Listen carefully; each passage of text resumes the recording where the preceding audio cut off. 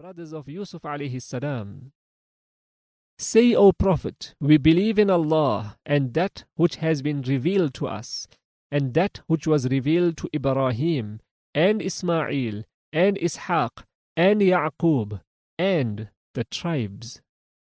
Surah Al-Imran, verse 84. These people read the word Al-Asbat to refer to the brothers of Yusuf, but their argument is not strong enough. The word Al-Asbat means the tribes of Banu Israel. The verses of Surah Yusuf cited above are interpreted by the exegetes to mean that Sayyidina Yusuf alayhi salam saw a dream in his childhood in which 11 stars and the sun and the moon prostrated before him. The 11 stars represented his brothers and the sun and the moon his parents. His dream overawed him. When he awoke, he narrated it to his father, who recognized it as a sign that he would rise to a high rank in this life and in the next. He instructed him to conceal his dream from his brothers, lest they envy him. That is why some of the narrations of the companions radiyallahu anhum tell us, "Seek help in attaining your expectations by concealing them, for every blessed person is envied." See Tirmizi. His father outlined the interpretation of the dream to him. He said that Allah would choose him if he hid the dream.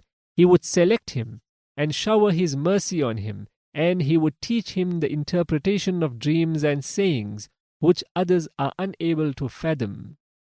He would also perfect his bounties on him with revelation and on the family of Ya'qub because of him, that is because of Yusuf alayhi salam.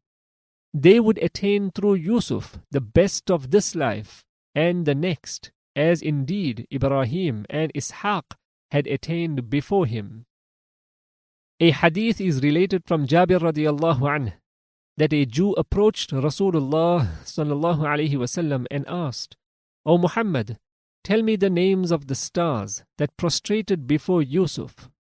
Rasulullah sallallahu alayhi wasallam kept quiet a while until Jibreel alayhi salam came to him with the names. And he then asked the man, "Will you believe if I tell you the names?" He said, "Yes." And Rasulullah sallallahu alayhi wasallam recounted the names, and the Jew affirmed that they were the ones. See Hakim. In the verses that follow those quoted above, Allah tells us about the jealousy of his brothers and the plot hatched by them in getting their father to allow him to go with them for a picnic, and in throwing him in the bottom of a well.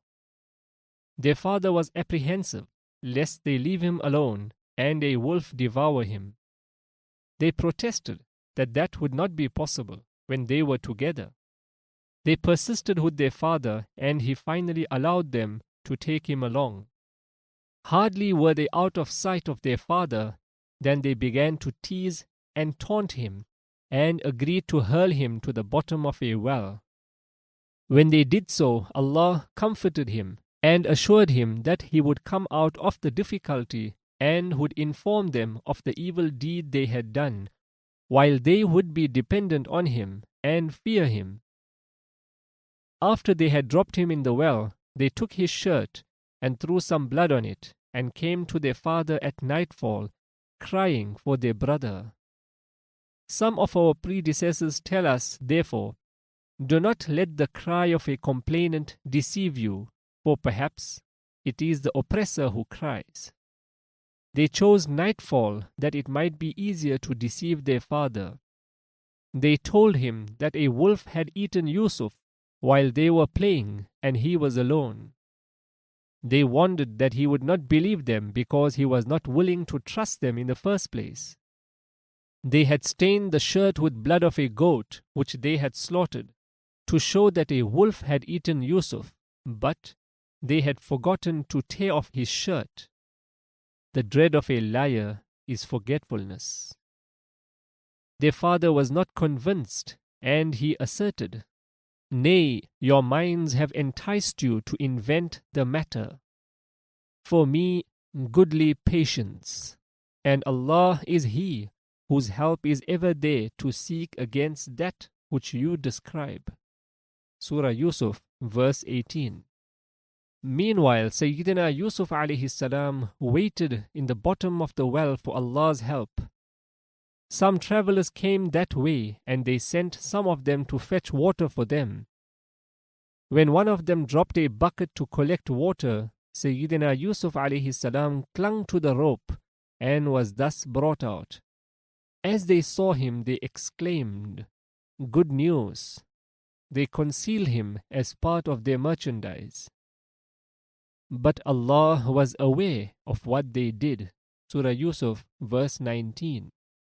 He was well aware when his brothers played mischief with him, and when these people disguised him as a slave and part of their merchandise. But Allah did not alter his condition. He had justification for that, and He would let the boy play an important role in the destination of Egypt. The brothers of Sayyidina Yusuf alayhi salam learnt that the travelers had taken him. So they went to them and complained that the boy was their slave who had run away from them, and thus extracted a